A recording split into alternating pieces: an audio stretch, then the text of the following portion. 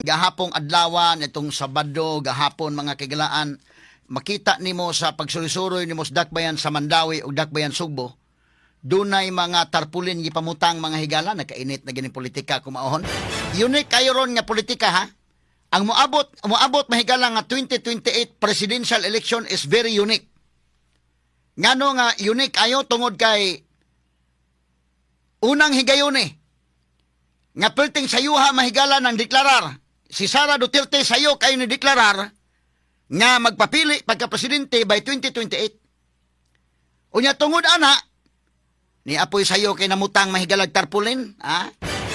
Ang malagmit mahigala nga maoy kaparang ni Sara Duterte mahigala by 2028. Wa may lain kung imong tan-awon mga kaigsunan og ari ka mahigala sa administration, wala sila'y kandidato mga higala nga ilang ikabutang nga ikaparang ni Sara.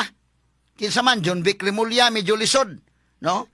Why kandidato ang administration kay ipalutaw-lutaw nila ato si John Vic Remulla or si Martin Romualdez medyo lisod. Sunod ba higala ipalutaw-lutaw nila ang nga ni Vince Dizon, DPWH Secretary.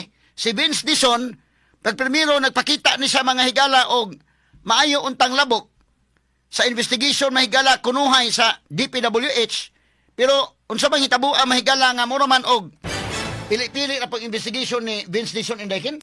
Straight to the point. Ngani din sa Sugbo mga higala, naunsa man ang investigation din sa Sugbo. Unya, usa sa mga na-involved mga kigala ang top 15 nga mga contractors ang QM Builders, unsa may nahitabo? Muragwa raman lang? Ha? Muragwa ra yun. So, anha mga higala po si Vince Dizon maingon muragwa may Clarix ning tawhana. Straight to the point. Ang Independent Commission for Infrastructure nawa na. Nang-resign ang duha ka mga commissioners, wala na'y quorum. Usa na rin nabilin. Wa na mutudlo si BBM og lain pang ipuli. So mahitabo ani by March 31 ang ICI hingpit na mga higalang bungkagon. So wa na ang investigation sa flood control. Og aripog ka mahigala sa Senate, di po mga higala mo imbestigar si Lacson. Adto po ka sa ombudsman, to po nag-atang mahigala si Crispin Remulla, wa po'y ganang mo imbestigar. Asa naman padong ang mga tao? Asa naman padong ang mga tao? So, munid akong question ron. So, sayo kay niinit ang politika, kay si Sara mahigala, sayo man sa nideklarar. Nya, mauli gini, ang history na sa Pilipinas, kanang sayo ka mo deklarar, mapildi ka. Mauto ni tabo ka na to, si Binay, sayon deklarar, pildi. Kato si Villar, sayon deklarar. Nga naman, napa may time nga demolition job. Kadto mahigala sa Villar, demolition job ni Villar. Ang isyo nga gipadako mahigala, kadtong C5 scandal. Ang kang Binay, Makati scandal. Pildi sila. Kini si Sara, sayo man i-deklarar, mapildi ka ni or mudaog. Straight to the point. Unique din kang Sara. Kaya ang imo mo gud anang palangan-langan kay declare kay aron nga di katirahan. Kini ka Sara ni sayo man sa ni declare. Unique din kang Sara kay nahunang Sara total inyo naman kung gitirahan daan.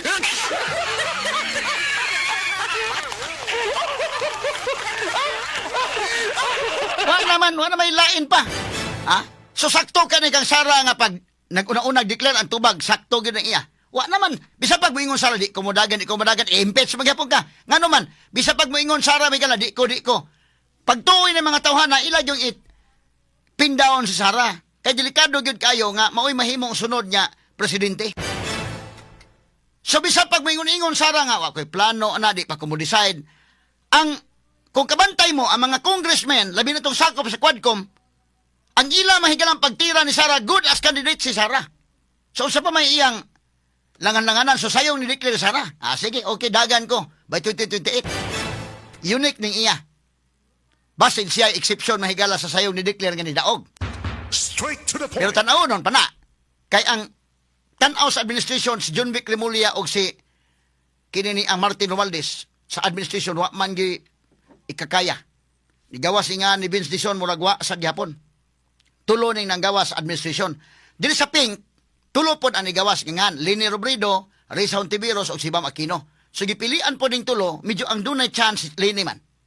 At so ang sa administration nga nilutaw Nga ni Martin Romualdez, ngan mahigalang John Vic Remulla, ngan mahigalang Vince Dizon, o giuman ang ngan sa mga Tulfo. Either si Erwin Tulfo or si Rafi Tulfo. Pero ni-deklara na ng mga Tulfo mahigala kay paggawas ilangan, tirahan sa sila dayon, igawas man sa dayon to mga higalang, mga anomalya nila mahigala matod pa. Basta ganing anak mga higalang Rafi Tulfo dito sa Amerika, perting tagay-tagay mga sungkiting paminaw nga, ipasilad-an tong bar dito sa Las Vegas. So nanggawas na, magawas sige dayon ang mga isyo kung deklara na kaniha. Muna nga, ang uban mag-careful yun, pagpalangan-langan yung deklarar. So kini Sara, lahi ning iyang pagdeklarar karon, kaya ang iyang papa mahigala gigamit nga formula sa iyang papa, dili man sa mudagan, isa dili lang ko. Hangtod na human na lang filing, katos kanhi Presidente Rodrigo Duterte, wag itong file. Dunay lain nga ni file, nga ni substitute lang siya. Atong pangingon ng okay, ay last time na lang yun, nga, kanana ang filing. So, si substitute mahigalas Duterte. So, wa na'y panahon para sa demolition job. Wa na'y panahon nga ilang dauton. Wa naman. O imong dauton, gamay na lang, padong na sa eleksyon. Ha? Muna'y hinungdan nga dili madali. Karon mga kaigsuunan, Sara, dali maning una. Pero kang Sara, kung imong nalasaro, nahuna Sara, bisag kung saon pag magpadili siya, wa naman gitirahan naman sa gmayo. Sa pumaylain pang imong likayan nga gitira naman kagmayo. Ang kakuyaw lang Sara, kaya bisag gitirahan, siya gapoy pinakataas og rating. Ang most trusted mahigala nga officials gobyerno karon si Sara, na negative ang mga BBM. Unya sa survey sa mga presidentiables, si Sara pod mo na mahigala nga kung eleksyonon karon mudaog si Sara mga kaigalaan 48 ang score ni Sara mahigala sa latest survey, 48.4% ang iyang score. Second niya mahigala si Lini Robredo, at least Lini mooy nagsabot mo sa Bam Aquino og si Risa og Lini. Sa ilang grupo si Lini mo itaas-taas. Kay si Lini nakakuha may galag 28%. Layo ra kay Sara pero at least 28. Kay King Risa Ontiveros may gala 3% naman. Unya kang Bam Aquino 3% na po ng Bam Aquino day. Gamay po kang Bam no. Unya si John Vic Remulla 1.5% lang yun. Nya dunay undecided nga 14%. So muna nga nagsabot sila nga mahimo nga iipon na lang ang Pink o ang administration. Mo ni ang bugtong pamaagi nga mapili nila si Sara, maghiusa sila. Straight to the point. Basi nakakuan siguro sila atong kanta nga United we stand, divided we fall. So ang ilang gigamit nga formula kaniadto ni Sara ug ni BBM, nag-usa sila ang Duterte ug ang Marcos, napildi nila ang Pink. So karon ang Pink na pod og si Marcos may maghiusa, buhan mapildi nila ang Duterte. Ha? Mao siguro ilang gitinamban mahigala pag kuan. Muna nga kagahapon pa lang og niadtong milabay sa Badowa na human ni deklarar Sara mahigalap sayo kay ning mga tarpulin nga gipamutang. Nato ra gong tan-awon dong names, arma to. Nag-post po ko ini sa kong Facebook page mahigala gahapon. Asa man to names, do na. Ang Paris mga higalang Lini Robredo kini nasa Fuente man sa Fuente mahigala og sa kuan Mandawi pusong serbisyo Lini Robredo unsa ni integridad aprobado. Nindot sa paminaw Lini Robredo integridad aprobado. Isa man ni Vince Dizon lideratong may unsa ni lideratong may aksyon.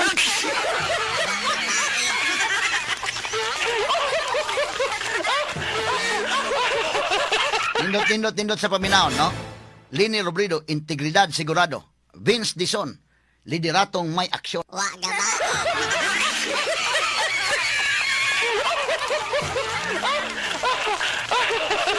Atong tuuhan is Vince Dizon og lideratong may aksyon. Aksyonis ako nun is QMB.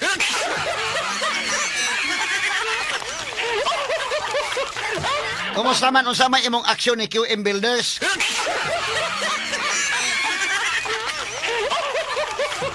Nahuman naman lang ni mahigala ang Independent Commission for Infrastructure, wa na. Manirado na karong October 31. Wa gyud seryoso. Muna mailhan gyud ni Marcos mahigala, wa gyud. Dili gyud sa seryoso nga gukuron ang mga dunay anomalya. Hay naman ang giingon ni BBM, mahiya naman kayo. Nga nagtukod ang Independent Commission for Infrastructure, ni-resign ang duha.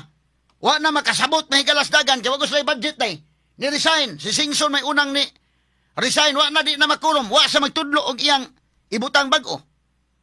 Hantod nga wa na gyud. Napabay investigations flight control wa na.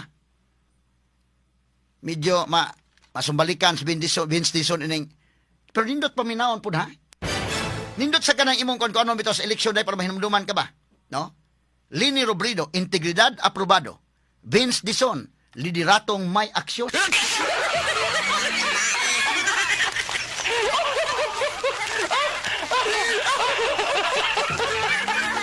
Ora man ni may galag katungguan ba? Parang awa niyo na. Pangatlong takbo ko na. Ibuto niyo naman si Nongnong Bautista. Wa gabae.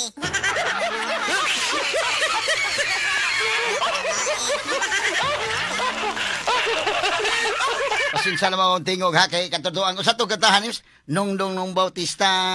Nongnong Bautista.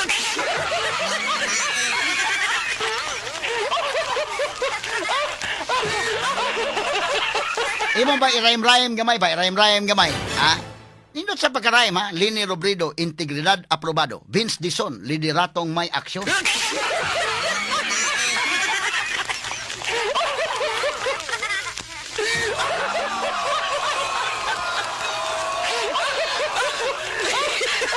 At tuloy lagi katawa mga kaigalaan. Naani sa Fuente, naani sa Mandawi, asa man ito abang pamutang dong names. Pusong serbisyo. Oh. Kuan ni sa testing the water na ni or sa man ni. Kisa may namutang aning maong mga tarpulin. Ha? Kani nasa Fuente ni ang uban asa man tong uban dong. Asa man tong lugar tong uban, mura dito sa Mandawi tong uban. Kani, So pa man ang plano ron nga magpares na ang administration ug ang pink para maghiusa sila pagpildi mga higala kang Sara Duterte. Straight to the Kay point. dili sila maghiusa man ang gingon ni Frank Drilon ug dunay third party, third force, kanang third force mo end up gipirmi nga third ra gyud. Straight to the point. Una nga ilan lang yung sabutan nga mag-usa sila para nga ila mahigalang matapol down si Sara Duterte. Straight to the Kay sa point. survey god mga kagalaan, bisag ipunon silang tanan sa survey. Tanawa kang Sara 48%, 48% kapin, kang Lini 28% kapin. Bisag iipon pa si Risa nga 3% kapin, si Junvic nga 1.5%. Wa gyapon, di gyapon magsilbi. Ha?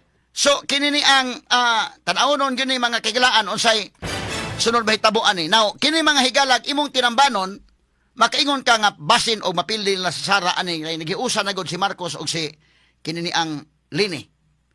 Kaysa una naghiusa si Marcos man og si Sara, di lang gipildi si Lini. Basin pa karon og si Lini og si Marcos may mag-usa, ilang mapildi si Sara. Malagmit. Okay, si BBM bitaw ni ngadto mas naga mahigalan nagpakita nito sa medias daan nga pink.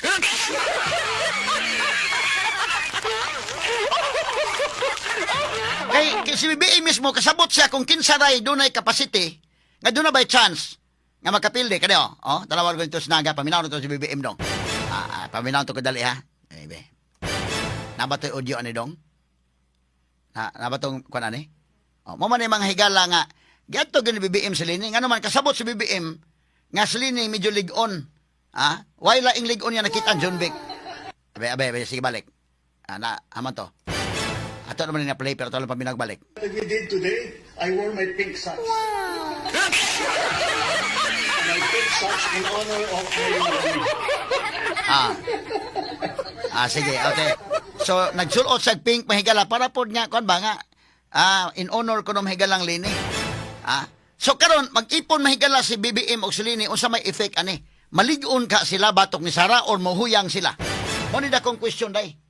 Kay nga naman do naman mga higalay mga tao nga moingon gyud ka kani misakto maghiusa lang gyud aron nga pag ipaubos ang mga garbo aron nga pagtapol down sa mga Duterte. Pero na may uban nga suko yung Marcos. Nga medyo luod gyud mga higala nga kada na ang kaniadto atong gi saway og maayos Marcos unya karon muipon tang Marcos.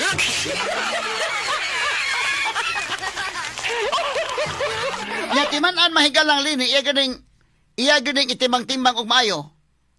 Ang kabintahaan ni naka kandidato ka sa administration og dunay followers si Lini kana kundi mahilis ang followers kay uban ani mga kigilaan ma-discourage man. Ako nuno kay mga istorya day nga ukis la maghiusap pero na ko na istorya mahigala nga suko ni Marcos. Labi na katong panahon mahigala sa Marcialo nga dili sila makuyog ni Lini kung muipon ni Marcos. Nga naman, nawa ang prinsipyo. Unya, murabag ka ng gisuka ni mo, hingkaon kasi mong sukag balik.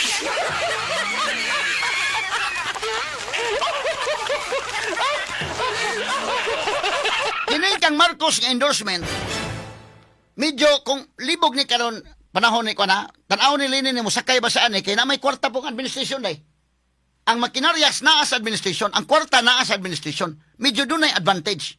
So si Lini ani iyang timang timbangon og maayo ni nga mudagan siya og iyang saligan ang pink. Medyo lisod og dili sa maghiusa. May pa maghiusa na lang. Mayo lang maghiusa at least dunay chance. Pero nya doon na po'y kwarta ang administrasyon, doon na'y makinaryas ang administrasyon.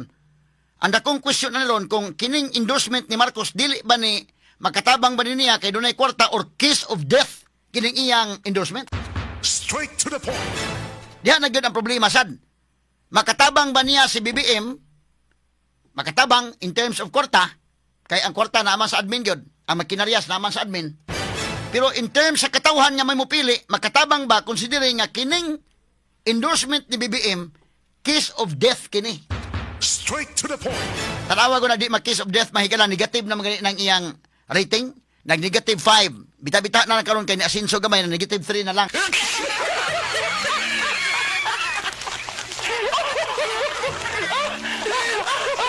Unya, importante man mga higala ang rating.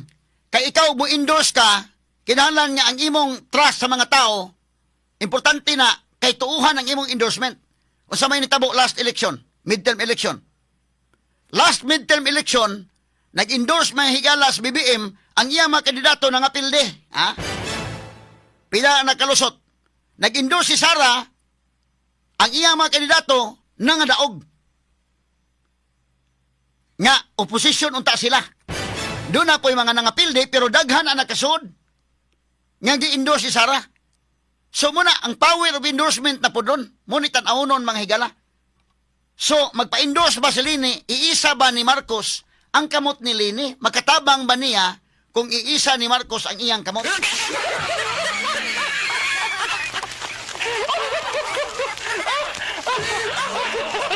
Muna yung akong pangutana ron. Ha? In terms of kwarta, magkatabang, o in terms of makinaryas, kay doon na may makinaryas yun ang administration. Inigsuri-suroy may galaway problema.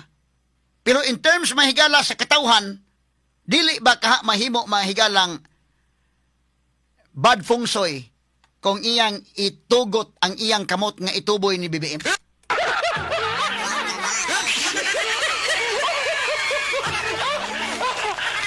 Usa ka higayon ni anak nagbangga sila pagka vice presidente, pildi niya sa BBM. Pagulbol mahigal sa BBM. Muna ka na sa BBM sa kasabot na nga sa linya region mo oy, dunay chance pod. Muna iyag yung panguyaban sa linya ron nga may musugot. Buahan mahigala nga mo iyang ibangga ni Sara. Kay uras mahigala ro musipyat ni ron. Kani mga congressmen, kabantay mo isog kay sa agin Sara kay nahinay ka naman ang mga malimalitang kwarta. Uroy og musipyat mo presidente Sara disgusya gyud kadto nagkadawat sa malimalitang kwarta. Magukod yun yung mga higala mga kurakot. Straight to the Kay point. panalitan kung silini may mudaog, kadodohaan pa magukod kay sa pagukod na mahigalag doon naman yung mga ang man og iyang unayon mahigalas Marcos. Ha? Doon na magiging mga sabot ani nga ikaw mo isponsoran nga mo na. Pero wa pa ta mahibaw sa ginoon pud unsa gyud kay kanis BBM ron murag di ni katog tarong ani kung silini iyang i-endorse basig mo na huna po siya di pagkakuguro ng lini ko ma.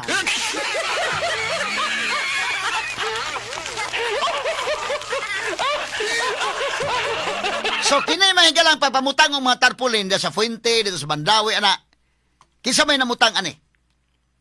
Kisa namutang, ani? Di ba sayo ra kaayo ang pagpamutang? Dili ba ni testing the water? Kung unsay kagat ba, mo kagat ba ang mga tao or dili ba? Kini mahigalang, gigastuhan mo gini mga tarpaulin. Tanawa ko mga tarpaulin, di man na ingon nga way gasto day. Igastuhan mo gina. So, kisa may namutang, ini? Ining mao mga tarpaulin. So, dunay color nga pink, nga ang sa ubos pod color puwa, color sa administration o color sa pink, nag-usa sila. Unsay mahimong epekto. Anda kong pangutana alang ni Lini nga iyang tan-awonon, makatabang ba si Marcos niya?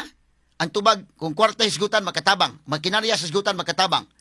Pero og sa katawhan nga buto, makatabang ba? Di ba ni kiss of death? Mo na yun aon-aon, mahigalag maayong Lini. Kay basin og anha sa musipyat ang lapita mga sukit ti paminaw og di niya na matimbang-timbang og maayo. Straight to the point. Kini tan-awon tani mahigala kay medyo unique karon nga eleksyon, layo pang 2028 pero as early as now do na mga higalay si Sara na gud nagdeklarar, si Lini niya na may mga tarpaulin. Kini pakon-kuan na sa ni. Pwede man limod sa sila nga wa milabot ana ay.